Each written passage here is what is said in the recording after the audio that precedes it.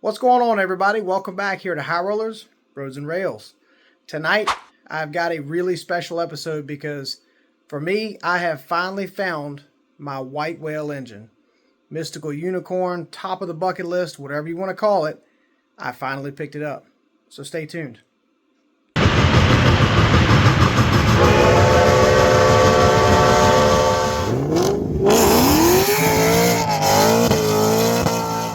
So I know by this point you guys have already seen the thumbnail, so without further ado, here it is. So this is a Norfolk and Western Class M number 495.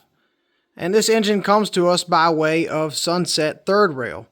Now, for those of you guys that are not familiar with that brand, they are a low-scale model railroad manufacturer that's on the lesser known side of the hobby, but they make all of their locomotives out of brass versus Lionel and MTH and some of the other Atlas, some of the other more popular brands, used a combination of brass and die-cast metal. However, this engine is all brass. Now, what do you get with all brass?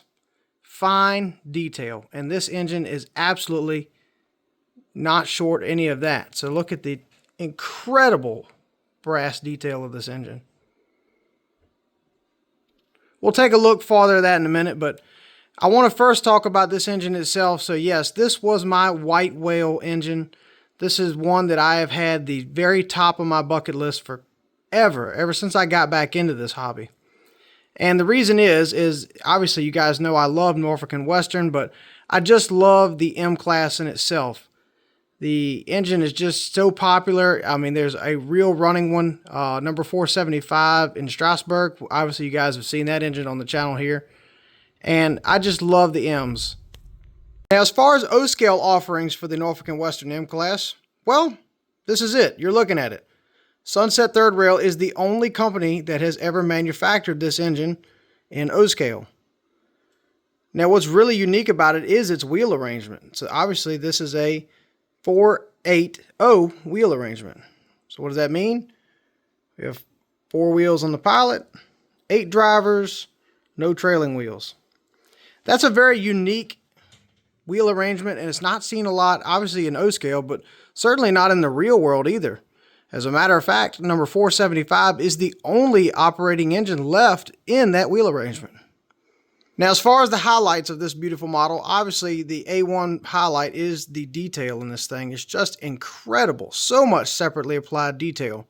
But aside from that, you do get some nice features like electro couplers in the rear, lighted cab, lighted headlight and marker lights.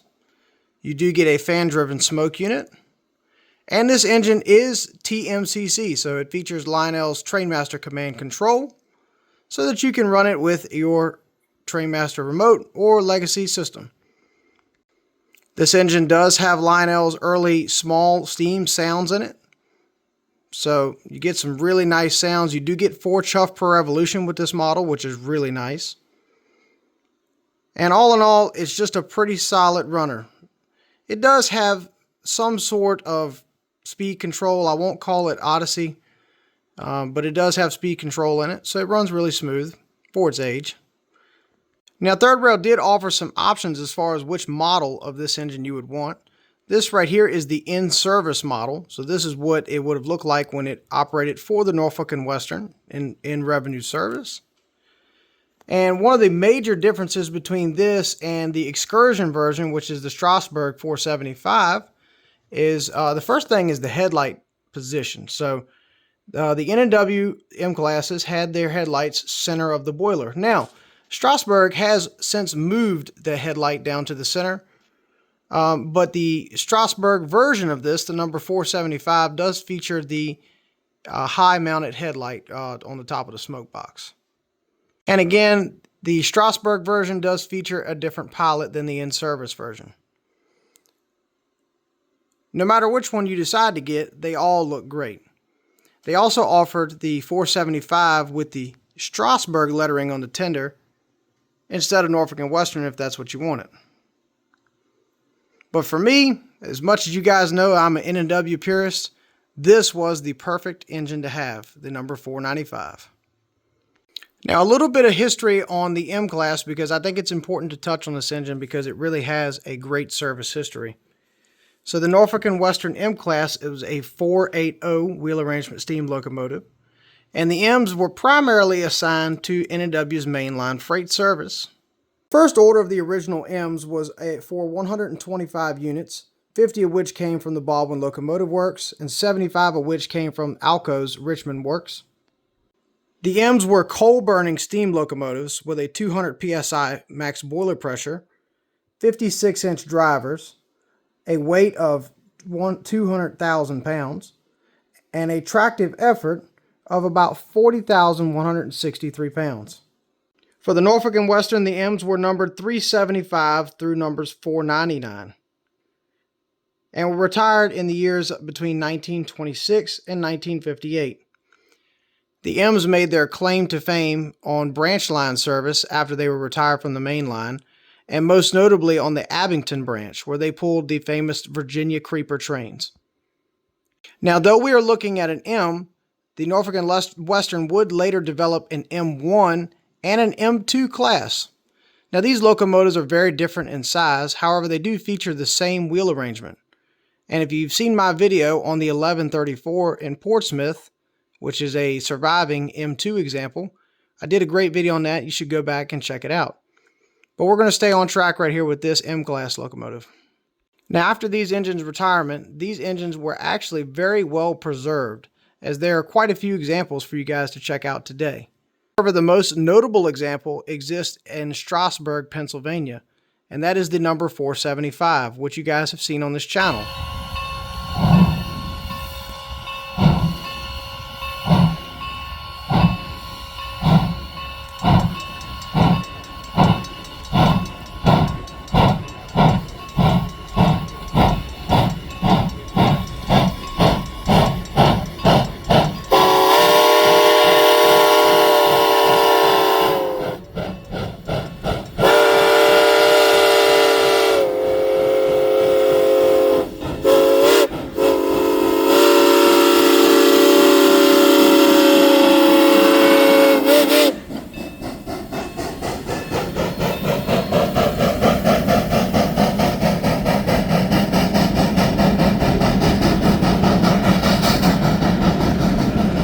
So I highly recommend, if you want to see a real operating version of this model, head up to Strasburg, or Strasburg as the Pennsylvanians say, and go check out one of the beautiful surviving examples of Norfolk and Western steam. So really quickly, let's just take a look at the incredible brass detail to take in on this thing, and it is a lot to take in, you guys, but it's just gorgeous, y'all. Nice cow catcher on the pilot here. Nice details on the spoked wheels. You have a legible builder's plate, and then you guys look at that. Look at all that piping on the boiler. The bell, the dynamo, the whistles. It just all looks fantastic.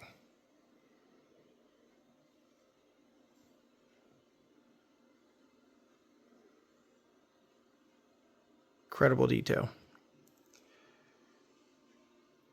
Do have hand-painted crew figures on the inside. Some really nice painted valves. The rivet detail is just unbelievable. I mean, this brass is just top-notch. Taking a look now at the tender. Again, you can see the detail on the trucks. The rivets. You do have a real coal load with this engine. We do have a hatch right here that opens.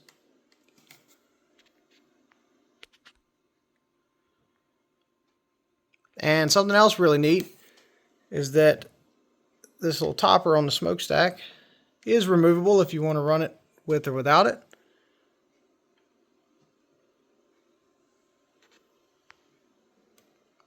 And here we are at the top of this model, and I don't want to miss any detail because it is just incredible, the detail. So this hatch opens here to reveal your volume control and your run program switch.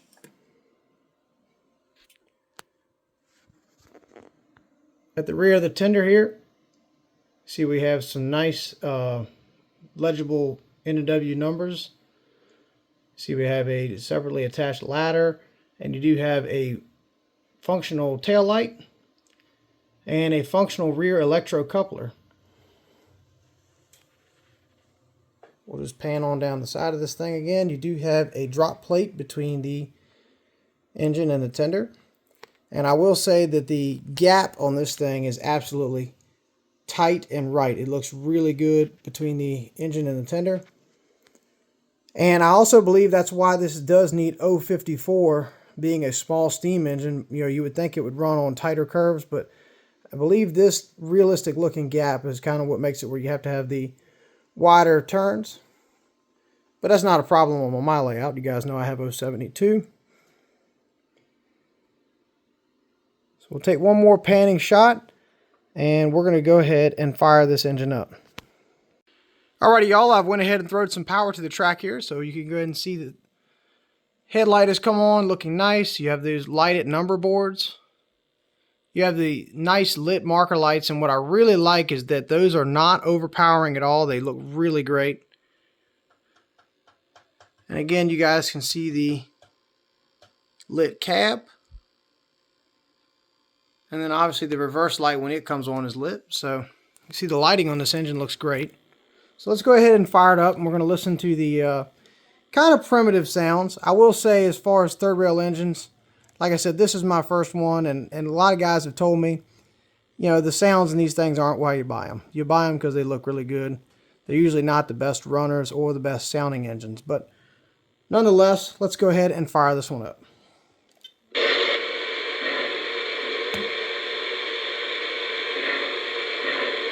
All right, and we'll hear the whistle.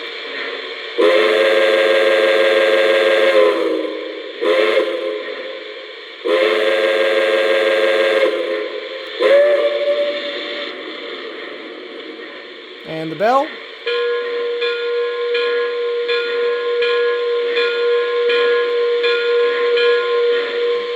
And there's not much crew talk to listen to, but what little bit of crew talk we have, here it is.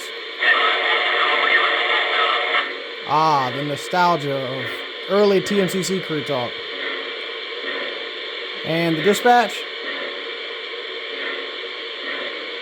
You are cleared for departure.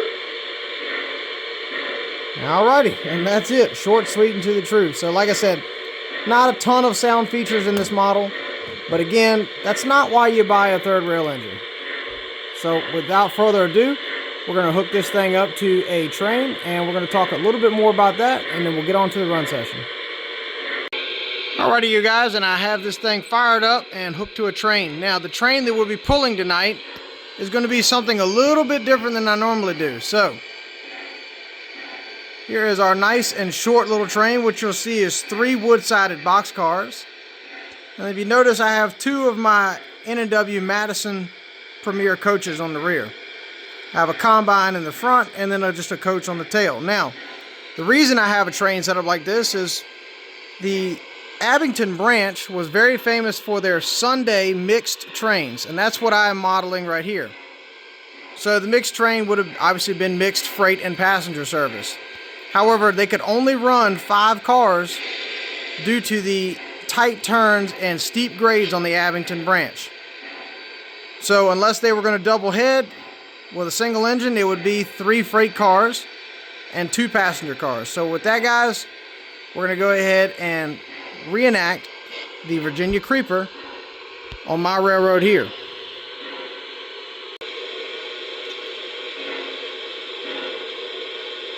You are cleared for departure.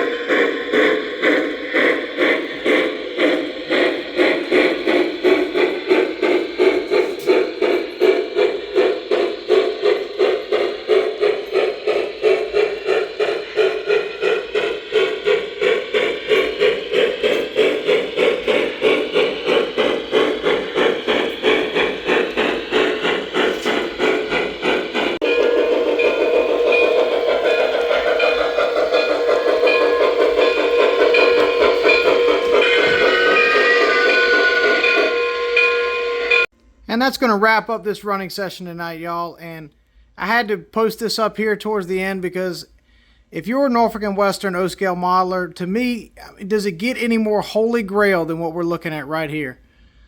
So you guys see I have the third rail Class M that we've been taking a look at tonight. And then this was a little surprise I threw in at the end. That is a Weaver Brass CF style Norfolk and Western Caboose. And for those of you guys that don't know, that is one of the only accurate Norfolk and Western steam era cabooses that's ever been made in O scale. So we'll take just a quick look at this thing, y'all, but this is a really nice piece. And you really got to zoom in to take in the detail of this thing. But that's a really nice piece, and I was super excited to add it from the same gentleman that I bought this engine from. So again, I have to thank a fellow Virginia train collector member, Dick Merle. Dick Merle is the reason that we have what we see before us today. He sold me this engine and the caboose, and I'm super grateful for Dick for doing that for us. Unfortunately, he's got some health reasons why he's coming out of the hobby, so he sold me this beautiful rare piece, and this is the only one I've ever had the opportunity to buy, so I picked it up, and I'm so glad that I did. So what are my final thoughts on my first brass engine? Well, obviously the detail's second to none. It's absolutely the most well-detailed, beautiful engine in my collection. I will say that the sounds, they're okay, and the speed control is not that great either. But the actual detail of this engine really just makes up for it, and this may be a later candidate for maybe some Legacy or Blue Nami. I'll talk about that with Sid from Sid's Trains later down the road, but for right now I'm going to enjoy this engine for what it is and the fact that I own it, because it's one that I was pretty sure I was never going to have the opportunity to buy, and it doesn't seem like Third Rail has any much more interest in making a whole lot of steam engines, so this engine may never be made again, so I'm super excited that I have it. So with that, guys, thank you guys so much again for joining me tonight. Thank you for checking out my holy grail, this beautiful Third Rail engine. I'm so excited again, over the moon to have it.